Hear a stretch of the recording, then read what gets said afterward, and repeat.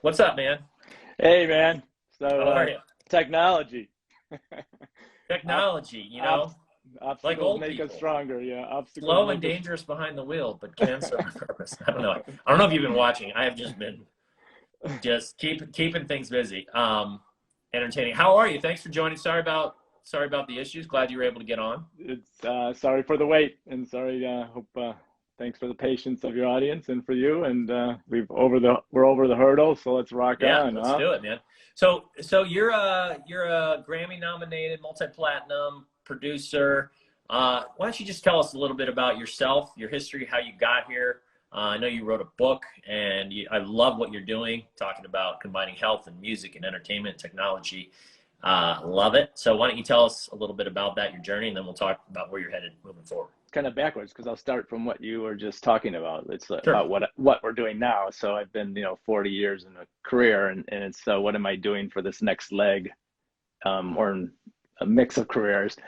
And so in this next leg is how do I put all that experience and all those resources and all those connections and all my passions together. How do I connect the dots of what some people think of as very siloed pieces. So I spent 40 years in music and entertainment and film and producing music, making films, working on lots of soundtracks, working with artists all over the world. I've been in health and wellness and mindfulness area for also around 25, 30 years, a meditator for 35 years, trained in all kinds of high performance trainings. And, I guide and mentor and coach leading executives around the world on how to get through their madness and be more creative in the midst of chaos. So really where I'm at now is, I've done philanthropy around the world and run a nonprofit. And so how do you bring all those pieces that people think are very different? And then on the faculty of exponential medicine for Singularity University, working in the bleeding edge of technology, but we can't use Instagram. So, so how do those things come together? And to me, it's really about what now. It's like who now, who am I that all these pieces come together? And it's not like it's how do we show up? Who do we show up as? And who am I now as this culmination of all these pieces? What am I here to do in the world? And so me, it's what I'm doing now is bringing together, very much standing at the center of the intersection, which is fascinating and really drives me forward, of music, technology, health, and human potential, which people would go, well, that's this. But to me, no, it's like, how do you make that Yeah. a core, a center? And the core that's who I am. That's what I've done all my life. That's how I show up. That's part of all my work. And now it's just making that, amplified is the brand, and amplified, unleash your potential through music is one of the books, and the one that just bestseller just came out. And that's how, that's what I'm doing now. So I can go back a little bit, but I've been talking a lot, so I'll throw it back at you a minute, and I can tell you how I got No, here. thank you. Yeah, no, I mean, it's good to get to the meat of, right, what you're doing now. And I love a good challenge. That's kind of right. I'm doing something similar, parallel, where I'm trying to say, okay, how do I combine, my whole thing is gamifying your habits, right? So it's like, how do I combine technology, science, and use all this stuff that's currently a lot of it's being used against us? Did you see the documentary, The Social Dilemma? I bring this up a lot on my podcast. Did you have Yes, to watch yes, that? yeah, Yeah. So yeah, it's kind of that whole like, okay, well, big tech beat everybody to it, and now they're trapped. Like they don't have any choice. The genie's out of the bottle. They have a fiduciary responsibility to make as much money as possible for their shareholders, and they can't go backwards and all of a sudden start saying, you know what, we're going to ignore our model of monetizing your attention at any cost to make money, and we're just going to make you guys happy. But new companies can't. And so like that's where I see companies like Peloton, and I see companies like a lot of these mindfulness apps and these things where they're like, okay, let's use that same stuff to get people addicted to wanting to be happy, and using that science to get them to level up their lives. So it sounds like kind of a similar thing where you're doing. It's not an easy challenge, but yeah. Well, we don't like easy challenges. They don't help us easy's grow not fun. much. And right. Yeah, And I mean, like yeah. if I were to summarize happiness in one word, it would be growth And it's like, as long as you're growing in life and it's like you have something that you're passionate about and you're reaching towards and you're heading towards, that's happiness. But the moment you're like, you rest on your laurels and you're like, okay, I've got it, I've made it, or whatever, which ironically is the opposite of how society sort of positions it all, right? It's like, Right. hey, if you only could just make enough money, then you could sit on that beach and have that supermodel and drink that pina colada for the rest of your life. But it doesn't work that way. Right. Absolutely not. I mean, then if you can bring happiness from inside, you can be happiness, then you can, no, it doesn't matter where you are and what you're doing next and any of that. You're always going to show up happy. That's it. So yeah, so why don't you tell us a little bit about your journey and how you got here and some of your successes, speaking of. I'm from Detroit originally. I grew up in the Motown, in the time of Motown, and when it was a big, huge music city, and at the same time when it went into collapse. So it was the first, when you talk about technology, it was the Silicon Valley of the 60s and 70s, and with the car and invention and many Right. other things that came out of that. And by the 70s, it went into 72, a major collapse where it went from like, I was experienced as a 12-year-old kid what many of us experienced in COVID, our local stores shutting down, the schools shutting down, crime in the streets, violence, racial tension. And for me, it didn't make a lot of sense. Nothing made a lot of sense in the world, but music made a lot of sense. I kind of just, I could lose myself in the music, and it was my lifeline, truly. From the streets of Detroit, the music became my drug of choice, and it not only gave me calm in the midst of chaos, it led me to want to do that in the lives of millions of people around the world, and that's been my driving factor ever since. And music was the pathway. So music was the avenue through which I started to do it. So like I said, I've been worked in music for 40 some years, from starting out back, in college days, producing, shows for Ray Charles and Miles Davis and all kinds of people, early Prince shows, and then moving to LA to work for one of the top record producers, and eventually become a songwriter and record producer, and then go into film and write and produce soundtracks. And could you tell us some of your more notable ones, just because people love to hear that love stuff to we might recognize? You mean artists or films? Yeah, or people either it's projects you worked on, like the movies, or the music you made, or people you worked with, or just do a little name dropping. I know it's not. That's all right. I've done. I'm giving you permission. I'm Okay. giving you permission. Okay, it's always a leap for me, but so I did a lot of shows. I was a music director and composer for the Larry Sanders Show. Some people may remember that. It's the thing that put HBO on the map. Oh, I love Larry Sanders. Yeah, Gary uh, Chandler. I saw his documentary. Fascinating, by the way. Yes, yeah, it was great coverage of his life, and sad to see him. He was a good friend not be with us anymore. But and then lots, the original Friday. I don't know if you're a hip hop fan or Are you kidding me? Yes, I did that soundtrack, and you worked on, you did the soundtrack for the original Friday? Yeah.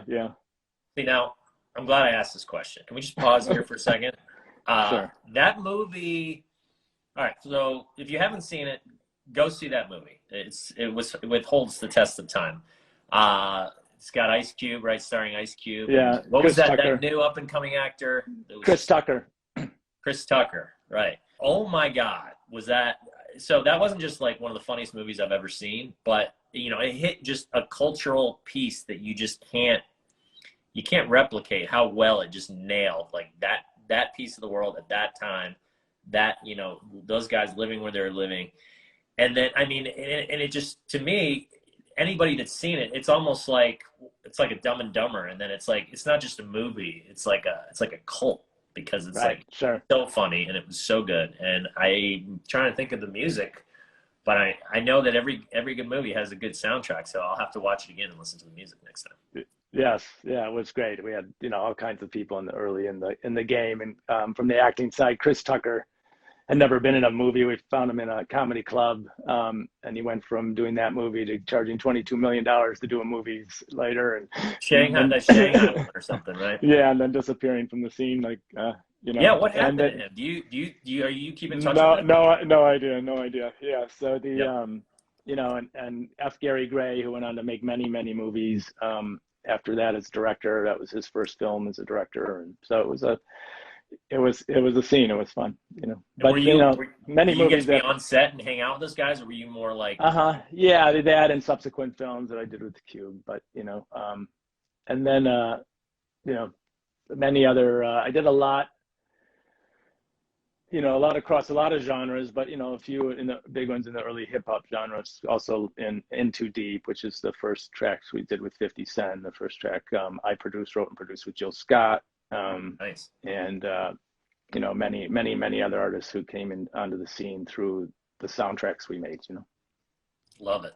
Okay, well, I won't make you. I know I don't like doing this either, but when I had guests, it's kind of you gotta kind of say, hey, because people's lives are fascinating, and to the average person that has not That's all right, rubbed man. elbows with Ice Cube and Chris Tucker and done all these exciting projects, and would you say earlier or did you say Miles Davis, Ray Miles Davis? I Charles, mean, yeah, unbelievable.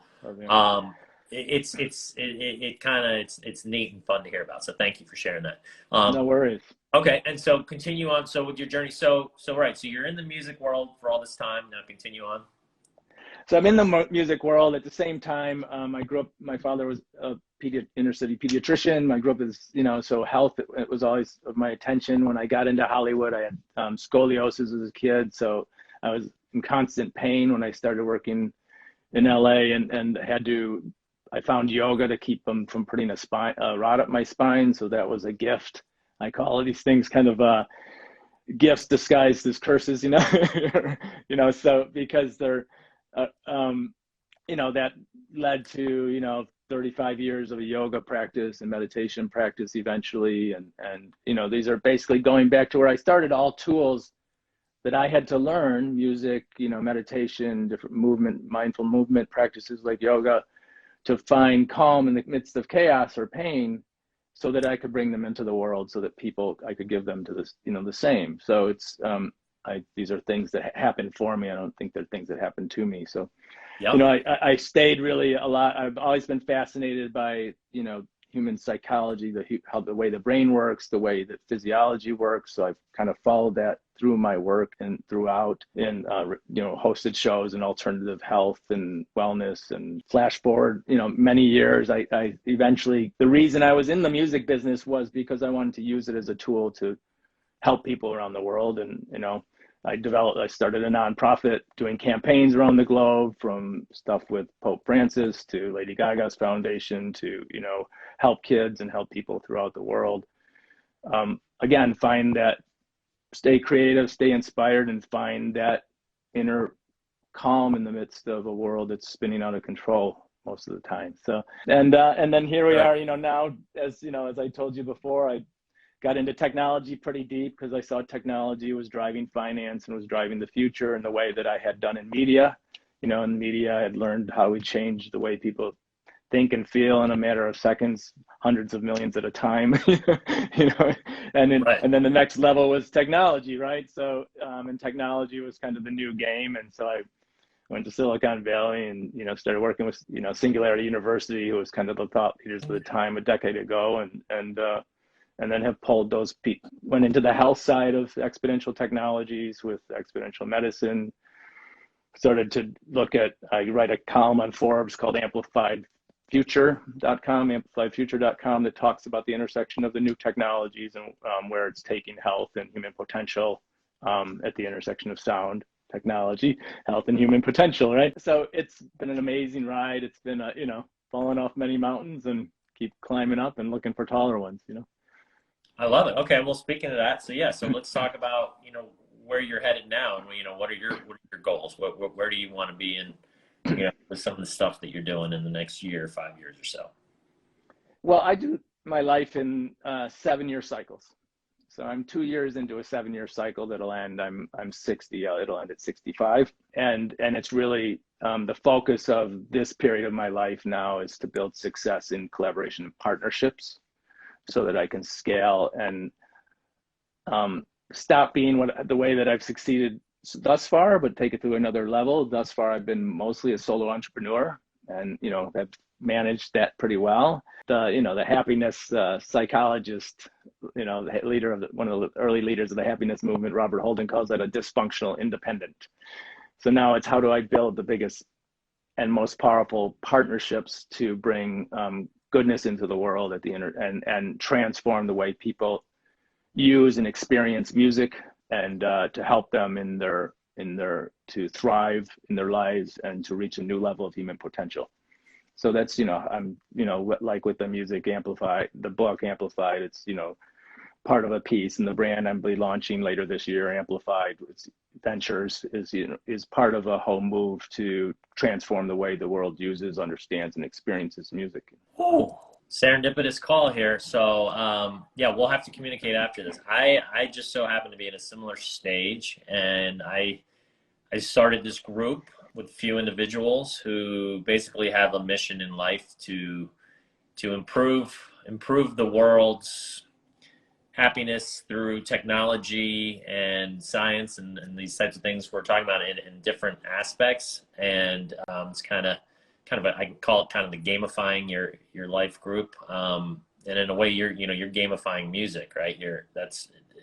People look at that definition different ways. For me, gamifying something is reducing the friction to make people want to take an action, to do something. So if you can use music in that capacity, right, to sort of say, tap that into the creative and get them to take actions that are good for them, are going to make them happy, and then they're going to pay that forward to do to the rest of the world, and then hopefully it spreads like a movement, then that's pretty exciting stuff.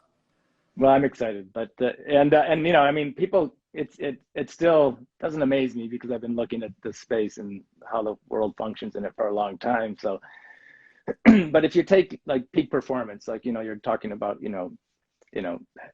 hacking human potential, in a way. So it's, you take the peak performance, the world of peak performance, or flow, or Stephen Kotler's work, and we look at all these different science-based, triggers for, neural triggers that'll help us establish those states, maintain those states, do exactly what you're saying, be able to get, reduce the tension and optimize, the potential. There's all these things that we're aware of on how to bring into the mix, which is, the movement, the reading, the meditation, a lot of different tools we already understand, and there's a lot more science backing behind them. But there is yet to be someone, and everybody uses music and loves music, but people, again, it's in silos. So there's no one training people how to use music to optimize their own actualization and potential. Oh man, I love it. And so that's my role in the world, is to help people, fulfill their creative potential and have the tools to thrive fully and, stay calm in the center of chaos, reduce friction. And so there's, I'm, building what I hope will be the leading brand and tools and resources, and bringing them to the world of how to optimize your potential by including the power of music, but not as just music as a separate or a standalone, as an integrated piece of a much more complex architecture, that architecture being us, and the tools that we bring together for going back to Kotler's model of what we would call like stacking the neural triggers, So if you stack, you're working out, you're having, social interaction while you're working out, and then you program, and you're designing those things based upon scientific principles that'll prove certain physiology leads to better psychology. You can amplify each of those by consciously using music as a secret ingredient in the mix. Wow. So yeah, I mean, can we get a little bit more into that, and maybe give, sure, there's some things that we can give our listeners to actually actionable things that they can do when they get off this podcast? Sure. A couple of small things. One of the, easy things, like I'll give you an example. I start my morning with a meditation and breath work routine, but I don't wake up like the, I don't wake up energized. I'm big on energy. Energy is number one. You can't do anything without energy especially if you're trying to do something big in the world. But I wake up crampy and cloudy, and so I set like a playlist that starts from the moment I wake up, and that playlist gives me a time frame of which I'm going to accomplish each of the stages over the next 35 minutes, which includes my breath work, my meditation, kind of drinking the lemon water, washing my face, getting some clothes, Yep. you know, and I Routine. know, so rather than kind of give in to this lack of clarity that you wake up into, this semi-state of consciousness. Now, some people jump up and they can rock, you know. I use the music to hold that space so I know exactly where I am in that space. And by the end of that 35 minutes, I'm completely different person. You know, I've gone through the meditation, the breath work, a little bit of movement, the stretching, but the music frames out each song, and sometimes each, you know, sections of songs help me build. You know, I'm timing breath, I'm timing, you know, now I got 3 minutes to kind of go to the kitchen, get this done, wash my face, I do, you know. I gotcha. So do you listen to, sorry to interrupt you, do you listen to the same music each day, or is it different music? I use the same program because I know the timing of it, and after about 30 days of listening to something, your body starts and your system starts to integrate more into it. So if you're always changing up the music, you're not getting the full efficacy if you're using it for those purposes. Now, if you can use it for other purposes, but it's for what I'm talking about. So it's routine, right? It's giving the brain an anchor and at the same time a neural trigger and an anchor that you can stack on top of these other scientifically proven performance techniques that bring you across the threshold into a state of flow and across the threshold to a higher level of performance and energy and, you know, potentiality. That's fascinating. So let's talk about this for a second. So I have a music routine in the morning, but it's completely different. Part of my morning routine, I have similar morning routine, which everybody that I think has figured some stuff out in life realizes how important it is to have a morning routine that works for them and kind of starts their day out right and gets them going, feeling great. And part of mine is I listen to, when I'm getting ready in the bathroom and doing my things, I just say, Alexa, play Will's playlist. And I have these songs. Whenever I hear a song from Alexa that's being played from one or whatever, like we'll listen to, you know, we just went to a 70s play the other day, so we've been listening to 70s. I'm like, oh, I love that song. I'll add it to my playlist. And like, so every single one is one that I've intentionally added that I love, and just has like a different kind of vibe or feeling for me. And it just really helps to start my day out right. And I'm, you know, depending on the song, you know, just really getting jacked into it. But it's not the same music every day. So would you recommend that I listen to the same songs every day, or how does that? No, because what is it bringing to you? I mean, it's just lifting you up. It's giving you some positive emotion, a little bit of shot of dopamine. Yeah, it's giving me the energy, right? That energy and ready to like take on the day. Like, oh, I love the song. Let's go. You know, because emotions and music and all that stuff. Sure. So you're stimulating positive emotions. The changing up of the music creates this bit of novelty factor for the brain. So that's actually a good stimulator. It's not gonna, you're not doing things that require a focus and a discipline, and you're not necessarily like I am timing them.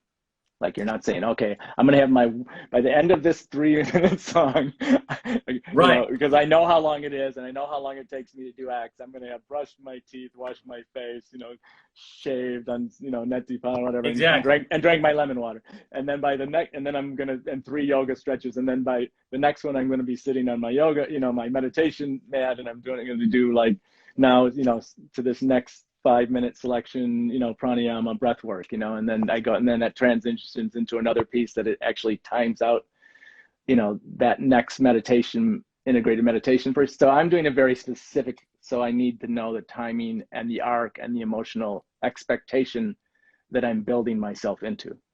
So it's very integrated. So it's not, what you're doing is awesome too. And I do the same thing. I'll just, you know, I try to get my feet on the sand and my, you know, walk on the beach and get to the ocean every day if I can. And it's, and sometimes I'll listen to a podcast and some to keep novelty and going, you know, new information coming in, you know, new triggers in the brain and grow some new neurons. And other times I'll just play a playlist of, you know, songs of inspiration, and I'll just play, you know, so it'll be songs I love. It'll take me back in time and open me up. So it really depends, what your objective is. There's no right or wrong. It's just what works for you, right? Got it. And do you, in this system you're talking about, and what is this system? Can you tell us more about this thing that you're creating and how it's going to work? And are both of these types of things addressed, or? Yeah, I'll, you know, I mean, one of the things that, you know, we'll be building more into the technology, but, you know, currently I use it for trainings, or if I'm working, you know, training somebody who wants to, you know, apply music into their high performance, and I'm coaching them, that kind of stuff. But I have people build power playlists. So everybody builds playlists, and we go into, you know, Spotify or iTunes, and we have all these, you know, or Apple Music, and we have all these playlists, right? But I say, you know, try to get rid of the noise a little bit and build a very specific set of playlists that give you a state you want to achieve. Like, what's the state you're trying to achieve through that playlist? Like, yours may be just to brighten up and inspire and, you know, get you in a better mood, good mood for your day, right?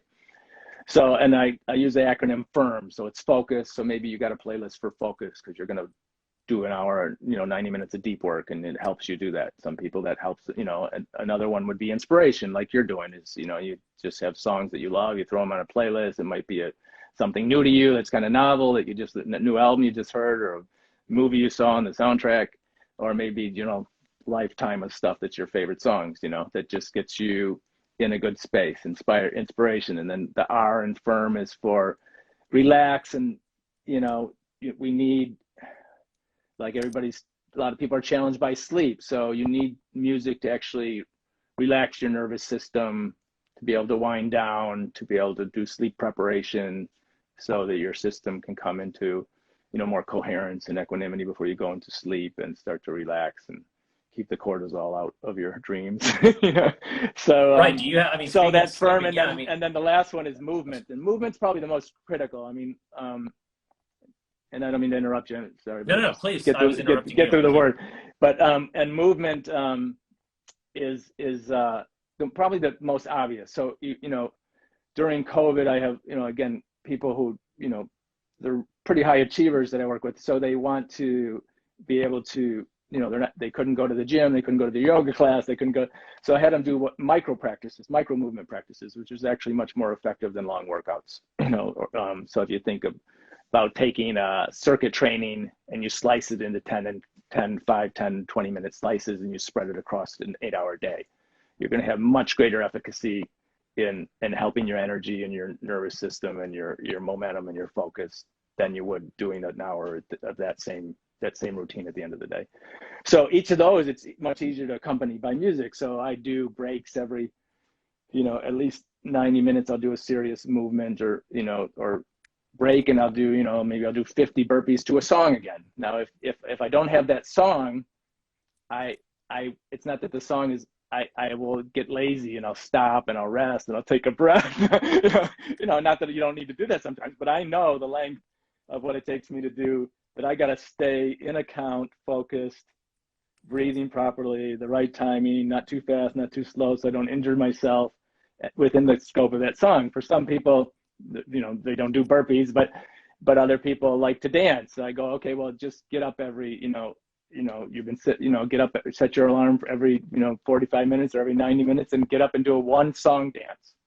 Like, just pick your favorite song. Don't let close your door if you don't want people to see you. Kind of goes to what I was saying earlier, right? Just letting that game of, like, letting that music actually produce the action. Yeah, and frame the action, because otherwise you go, okay, I'm gonna go dance, and you do something else. But if the music is got a timer for you and a frame, and it's already built this, you know, it's been architected to have this emotional arc over a short period of time that brings you from a beginning to you know, an arousal state to a conclusion, then there's an extra reward level that's added into these micro movement practices, you know, or anything you do, whether it's, or you can make a 20-minute walk tape, you know, or run, you know. So, and what was the name of that? I'm taking notes on this. I like that. What was the name of that concept of the power? Well, power playlist. And power playlist. So, yeah. It's in the book, where you can go to amplifiedbook.com to get the book. But it's also, if you don't get the book, there's a site called mypowerplaylist.com, and you can read more about just that practice, and we'll be doing a big push on that in a couple, probably March or something. Ooh, cool. Yeah, we'll put that and put it in. We'll put that in the show notes. Great. Yeah. Okay. So yeah, I mean, it's a really interesting concept because I always talk about gamifying your life by using things like science, technology, points, rewards, competition, social connectivity. I'll be damned if I haven't really thought about the creative side, and that this whole flow thing is new to me, by the way. I shouldn't say new. I've heard about it in the past, but I've really been getting into it lately and studying it and just seeing, just fascinated by the fact that our brains, and for those who don't know what flow is, Frank, help me out here, because again, I'm still kind of new, but it's essentially, it's when we get into that state where like time, our state of being, where we're combining something that we love and are really good at with whatever we're doing, and like time just flies by, and like hours can go by and we don't even realize it, and we're just in the zone, and we're just really good at whatever it is we're doing. Maybe you can give Well, a I mean, better answer. for a simple, I mean, just for a simple way to describe it, in the zone is kind of the, a good way to, because people kind of understand that feeling when they're just kind of lose themselves. And it usually takes place when you're, at the edge of your challenge spectrum. So you're doing something that's, challenging, but not, dismantling to your, to you, so it doesn't wipe you, it's not making you pull your hair out, so you're Right. not, or judge, or so, you're able to get inside of it without all this, block out all this judgment. So flow is that sweet spot at, the intersection of challenge and then, and skills, and that where you can actually get into, start to shift the way the brain functions in a neural function state that allows you to go into a much more both focused and expanded focus state, where you can just go into what we call deep work, which is kind of the, if it's work, or if it's, skiing off a cliff, flying, or, those are different ways to, to participate and trigger flow, the novelty. There's a lot of different ways to do it, but really to do it in a controlled way, and to try to get closer to it every day, and just, stay in the deep work zone so you can do the things you love and be present with the people you love.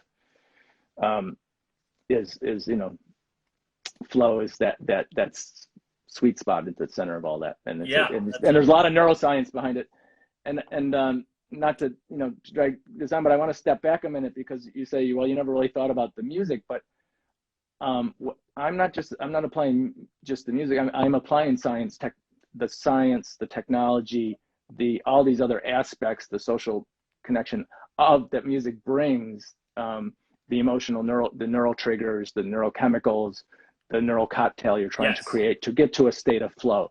So to get to a state of flow, there's a certain stack of neurochemicals you want to activate to shift the way the brain is functioning in that present moment.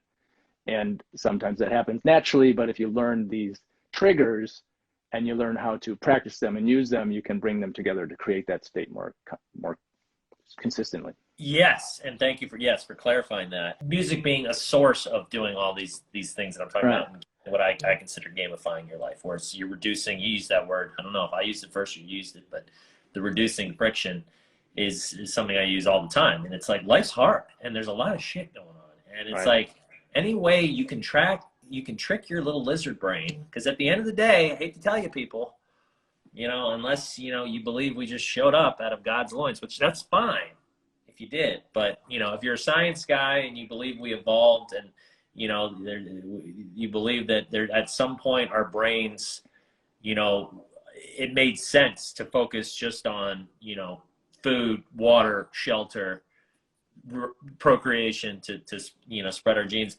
and the fact that society has now caught up to a point where most of us have those basic needs met. Now, obviously not everybody, but if you have those basic needs met, then we end up, it's called miswanting. And I just took this course, The Science of Well-Being, from Yale, this Yale course. It's called the Yale Happiness Course. It's a nickname. Uh-huh. Now I worked with Mark Brackett over there. There's Center for Emotional Intelligence, so they're connected, those programs. Fantastic course. Yeah. It's just a little backdrop. If you haven't taken it and you're listening out there, you gotta take it. it just really helps you to see the world for what it is and what really makes people happy. And I mean, the gist of it is he uses study after study after study. And by the way, just on a side note, it was created by this woman at Yale several years ago, and it was just started in a classroom. It quickly became the most popular class. They had to put it into an auditorium, and in no time, like, they didn't have room, and they moved it onto Coursera, and now it's free, and it's the most popular Yale course ever, and one of the most popular Coursera courses. And it just talks about, this miswanting that we have, and how our brains are programmed to want things that we think will make us happy, but they don't, right? And so it's about reducing the friction, gamifying to sort of say, okay, how do we trick our brains that are thinking that that's what's going to make us happy into saying, actually, this is what's going to make us happy. And then you trick it long enough to where hopefully it becomes a habit.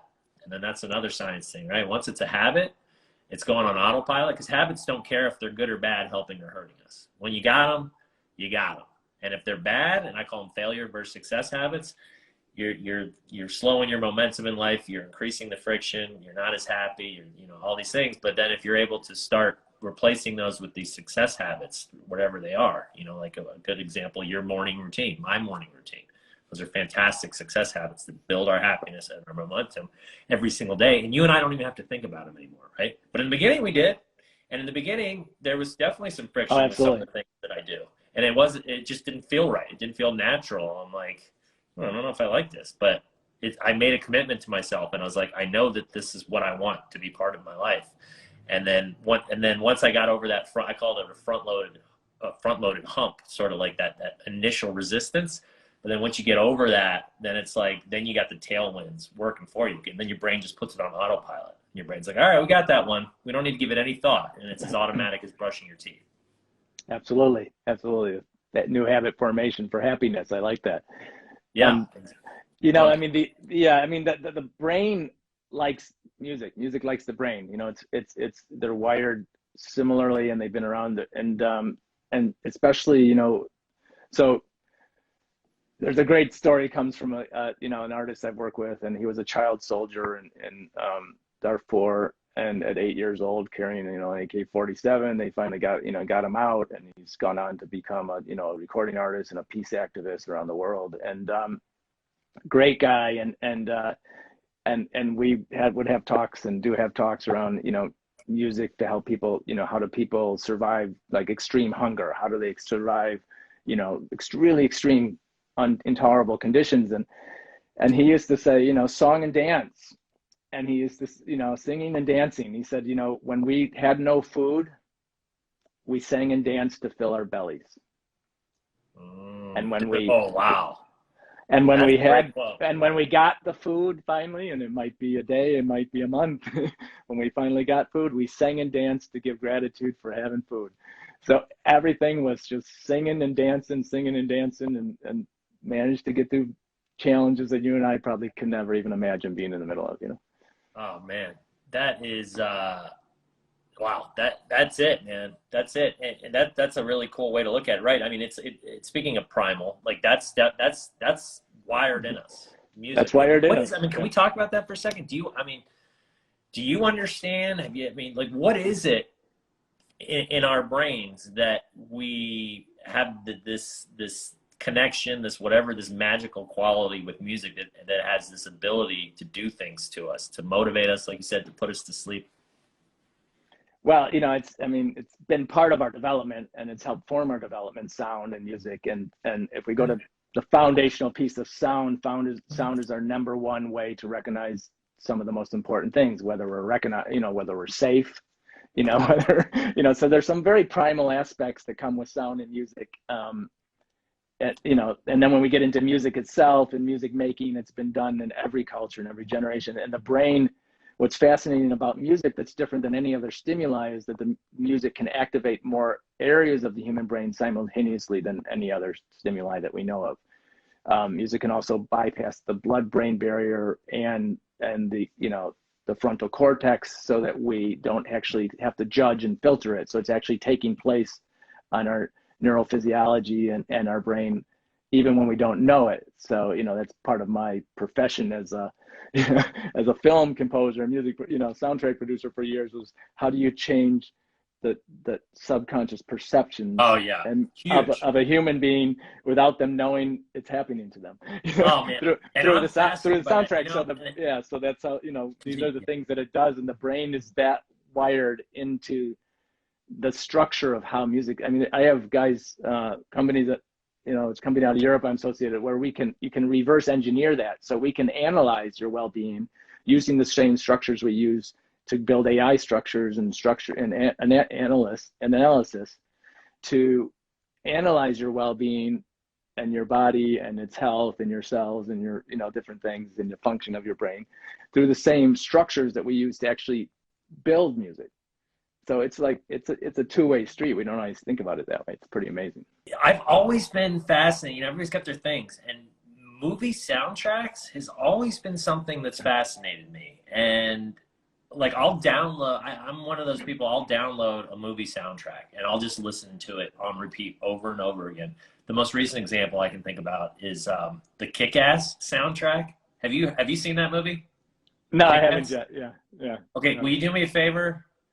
Will you, when we get off, just go onto YouTube and do Kick-Ass score soundtrack, Okay. and just listen to the Flying Home extended mix, the Flying Home mix, and the intro. This composer, I mean, I got so interested that I started Googling this composer, and I went down the rabbit hole and looked at all the movies he did. And sure enough, That's great. Some of the movies he did were some of my other favorites. So he also did 28 Days, which was that horror movie years and years ago, and then he did the sequel. And I remember thinking, like, there was something about that movie. That's one of my favorite movies, as is Kick-Ass. And the soundtrack had a huge part in that. And it was like, just the way that this guy is just brilliant, in my opinion. And he has this ability to tap into that subconscious part, like you were talking about, and have us feel certain things and take us down where he wants us to take us in the story. And I'm like, man, good for you. That's good. Now that's a talent. That's the craft and the talent. Yeah. Yeah, and being so able let me to ask harness so let me ask you, when you listen to your favorite song from that, does it take you back in? Do you remember the scene of the movie? Yes, absolutely. Yeah. So isn't that amazing? Like, what it does to actually memory, it opens up, what it does to your actually. Right, memory. That's the one we haven't even talked about, right? I would imagine. So they have these memory experts, and there's like the Guinness Book of World Records. Do some of these people use music for that? Do you know? Well, I can't say for the individuals, but we can use music to trigger and stimulate memories, and we can use it to help us remember things better. Just like that crazy mix-up set of 26 disconnected letters that we connect through this little nursery rhyme called the alphabet, right? So right. How else would a kid remember the order of those things? They make no sense. Ooh, right? that's a good example. Right. So there's many ways we can use it. That's just a really simple example. But and then if you look at memory and building cognitive capacity for memory, and then you look at what, the other end of the spectrum, longevity and Alzheimer, dementia, and then you look at how memory can bring people who have lost their state of consciousness and presence back into a state of presence, through music, by reactivating those areas of the brain. So we could go, we could go down the memory lane, but we don't have enough time. No, that's really interesting. Right. ABC, I'm writing this down. ABC. And in terms of good movie clips, check out, if you're curious about and you like Tony Bennett, or you're a fan of Lady Gaga, check out the Tony Bennett 60-minute special on Tony's got Alzheimer's and what happens to him and his performance when the music kicks in. It'll give you. Ooh. Yeah, I heard. I heard. I don't want to spoil it for the viewers if they want to check it out too. And I haven't seen it, and I just read that. It's down. awesome. It's awesome, and it's short. It's easy, and it's yeah, 60-minute style. Right, but the gist of it is the music allows him to do things that he can't do when the music isn't present, basically. Right. To return back to who he is, to remember who he is, even. Yeah. That is cool. Okay, well, so this has been awesome. Like you said, I feel like we could go on and on and on forever. And we should definitely keep in touch. Like I said, I have that networking group. I'll reach out to you separately if you're interested. It's kind of been on pause for the last several months, but I want to get it revamped. And We're going to have people's projects that they're working on and sort of use each other and our network of influence and what we're doing to help push each other's project, and just sort of be like, our group is dedicated to gamifying the world through these various aspects and to help people reach their full potential. So I think you'd be a great addition. If you That'd be awesome. And then just so, you know, I mean, all the things we're talking about, you know, in amplifythebook.com and amplifythebook.com, you know, people can learn about and learn more, and there's exercises they can get from there, and there's some great anecdotes, and we just released it in the, you know, the audio version, which is read by Fred Sanders, an amazing actor and narrator, and it's highly recommend it, not because I wrote it, but, you know, for the purpose for which I wrote it. The money proceeds actually go to support my nonprofit,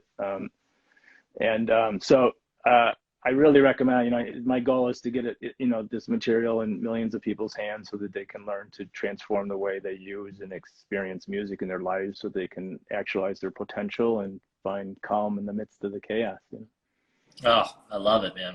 I love it. And you said amplify. What is it? It's amplified, like past tense, amplifyedbook.com. Yep. For all those listening, get your copy. I'm gonna order it. That's why I just wrote it down. And so, like, if you don't have time to read, a lot of people buy books, they don't read. They go on the show, you know, they don't have time. They have a stack by their bed. So audiobooks, the audiobook is awesome. I really highly recommend that. It's on, you know. Yep, love it. And okay, so last question that I ask all my guests: is there one? And let's try to tie it into the music thing. And you might have answered it earlier, but is there one habit that you've developed, a success habit that, you know, you've kind of gamified in your own way, that you've sort of figured out how to reduce the friction in the world through your own unique path, that you've seen may have a huge impact on your life that you can share with others? You know, you mentioned earlier that morning routine you have with music. If you want to talk about that, you certainly can, to reiterate that point, or is there's something else? I would say so. You know, I'll give you 3, you know, broader areas of, you know, where every day I include, you know, so there's, you know, I've done this, it's the 3 M's basically. It's easy to remember. So meditation, if you don't have a meditation practice, give yourself a chance to, you know, be a much smarter, more and more connected and happier human being. You know, find one. There's a million different pathways to that. So meditation, movement. People think you need energy to move. No, it's the opposite. You know, the mitochondria in our cells needs movement to create the energy that those mitochondria in the cells are, their little energy factories. So they don't run unless you move. So it's, you know, every day, just, you know, as much, a meditation practice to remember who you are in the morning is a great reason, because it gets you back into moving from a state of forgetting who you are when you fall asleep, you know, and going unconscious, to bringing you into a chosen state of consciousness for the day. Like, that's the key. It's like, how do you move into a chosen state of being in such a dedicated and consistent way that you can return to that state throughout the day because you've anchored it at the beginning? So that's basically meditation does. Movement, as much as you can, even micro movements throughout the day. It's more about moving more often and more consistently than it is to have a great exercise thing at the gym, you know, and lift a lot, you know, all these things are, and so doing that is critical. So I make sure I do that. The 10,000 step rule is a really good one, because if you fall below 5,600, and the science says that that's when you start to go into depression. So there's, you know, that's a good reference. And then music. The 5,600, the below 5,600 steps, you're saying? Yeah, you know, it's called steps, but it's steps equivalent, right? So you could be riding a bike, right. You could be dancing, you could be whatever. So yeah, there's a reason that there's that 10,000 threshold, and there's also this bottom threshold that they don't always teach us about, which is, you know, you fall below a certain step, you know, and you're basically too sedentary, you're moving into depression, and your body's dying, you're letting your cells kind of die, you know, a little bit at a time. So the 3 M's: music, movement, meditation. That's like a daily practice. If you do 15 minutes of each of those every day, I guarantee for the next 30 days, it will transform the way you enter your life. I love that. The three M's. I like it.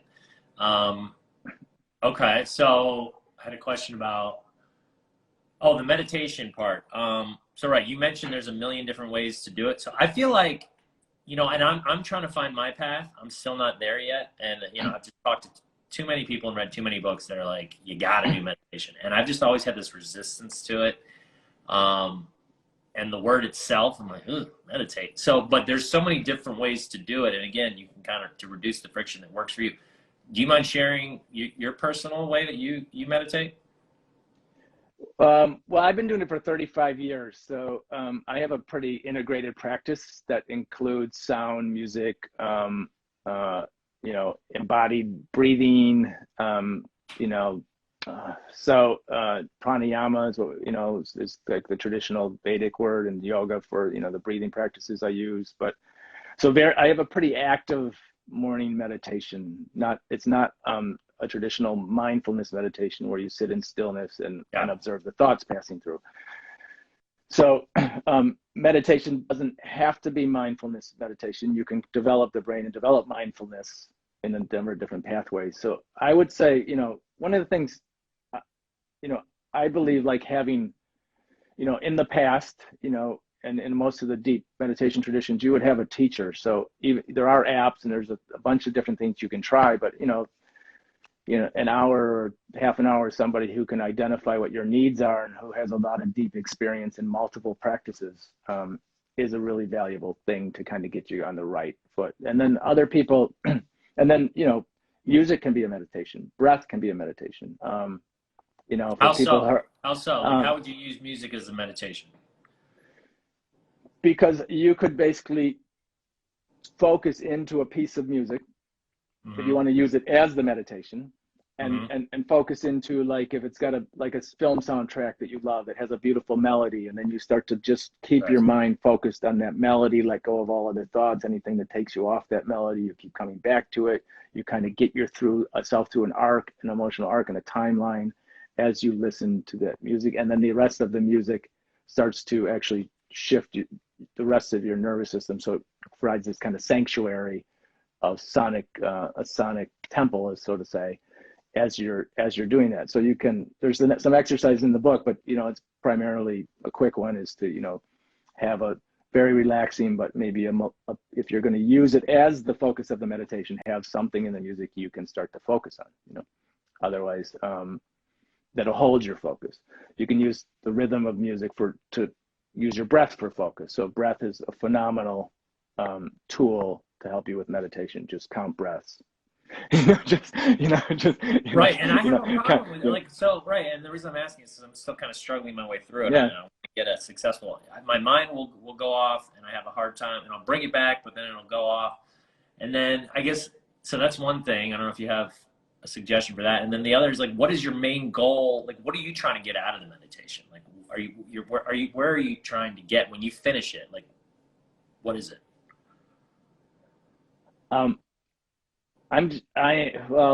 Everybody there, I don't know if there should be a goal of meditation. I think that you should have goals, and then meditation should be something on the path that helps you get there.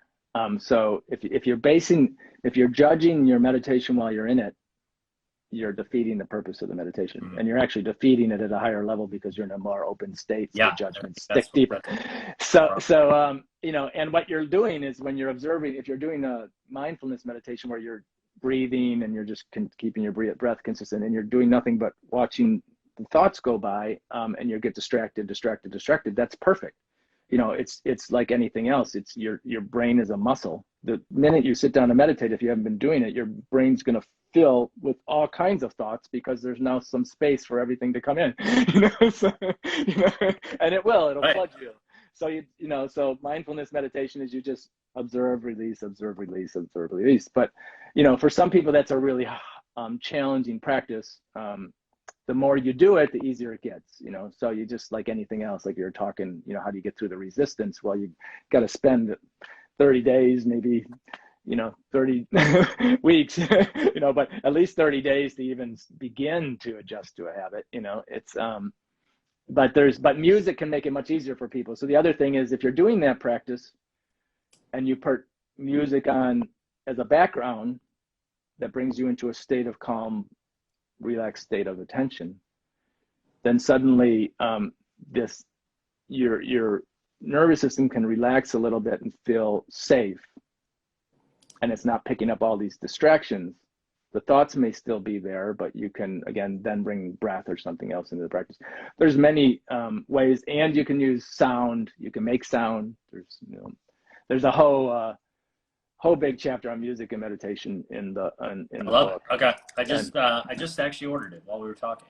Awesome. Technology. Technology. While slow and dangerous behind the wheel. At our fingertips, bringing it full circle to the start of our conversation. There you go. So anyways, it's pretty cool. Again, we could go down the meditation lane for a whole hour. So, but no, it is fascinating. Happy to help. I'm not there yet, and I feel like my brain is, like you said, I totally agree. It's a muscle, and I feel like I've built my brain muscle in a lot of ways. I think my mindset and my emotional health and these types of things, my emotional intelligence. But definitely need to work on that part. Well, a lot of times it's, we're trying to use the same brain to calm the brain, right? Right. So senses are a great place to enter a meditative state. So you can use any of your senses to enter a meditative state. I mean, you can go into a hug, meditative states, we have this vision that we're sitting still, not thinking. That's impossible. Not thinking is never going to happen. So don't try to have that expectation. But you can, one of my great meditation teacher and Vedic teacher, Lauren Roche, and dear friend, is been teaching for 50 years. So he's, he says, you can have the taste of a spoon of ice cream and just close your eyes. And if that's what you love, and it takes you into this deep state where everything disappears and you can actually be conscious, close your eyes and feel that or you can just step into a beautiful piece of music and close your eyes and let the world disappear for a minute. And so it's like that pink elephant analogy. You don't want to think about, oh, I'm doing it wrong, my mind is wandering, because then you're just going to do more of that. You got to just somehow figure out how to get to that stage, is what you're saying. Well, yeah. Well, and use your senses, like, smell, touch, that's why it's essential oils. People put those around them when they're trying to meditate, things that bypass the blood-brain barrier. I mean, we say in, training people, it's like psychology is 90% physiology. Right. So if you want to, regulate your system, bring it into coherence, which is why you're using meditation, and have a more calm state when there's all this noise, and get out of the noisy brain and use these other senses to help you. Ears, sound, go and do it in nature, listen to the bird it's in the tree. If you can be outside, just there's a lot of things that can bring you into that state. Embody it. Inspired me. I'm gonna really not work hard. But we can talk more about it. I'm gonna practice it. I'm gonna really stick to practicing it more, because as we were saying earlier with habits, it's like the more you do it, the better you're gonna get, and then the more it's on autopilot. And it really, from everybody I've talked to, all the books I've read, it just seems to be that common thread of success and happiness. Right. So, well, thank you so much, Frank. I'm glad we were able to get you on here, and it worked out. Little troubles in the beginning. Thanks everybody for sticking with us. You can hear the full podcast on my IG Live when we're done here, or it'll be on Apple and Google and all those other ones within the next week. And amplified.com is the book. Anything else? Amplifiedbook.com. Excuse me. Thank you. And I just ordered it and I still said it wrong. Amplifiedbook.com. And then anything else you want to share with the audience? No, just thanks for taking the time, and thanks for your patience at the beginning. While us tech geniuses stumbled over the most basic technology in the world. So, yep. And, well, I don't know if you saw, I had my own issues, so it's all good, man. So my kids, they messed with my audio. So all right, well, have an awesome day. And are you in California, by the way? I'm in Santa Monica, is where I live. Yeah. Oh, you're in Santa Monica. Oh, I got to write that down. I have family that lives in Westwood, and we go a lot, and I love Santa Monica. So. Or I shouldn't say we go a lot. I used to go a lot. I haven't been since I've had kids recently, but I want to go. So I'll look you up when I do. Well, all my best to you, your fans, your kids. Have an awesome day, man. Appreciate it. Thank you, sir. You too, man. Take care. Bye-bye. That's it for the 5 Core Life. If you haven't already, go ahead and hit that like button on this video and pound that subscribe button so you get notified when new episodes drop. Also, please fill out the free 5 Core Life Evaluator quiz. It's a great way to get a baseline of where you are in the 5 cores and which of the 5 cores you need support. In addition, you'll get some actionable advice that you can apply and start improving your life in the areas that you need it most. That's it for today's episode of the 5 Core Life Podcast. Have a wonderful day. Get moving. Gain momentum. Join the movement. Join Emmett by going to moremomentum.com to take a free life evaluator quiz on where you currently stand in each of your 5 cores.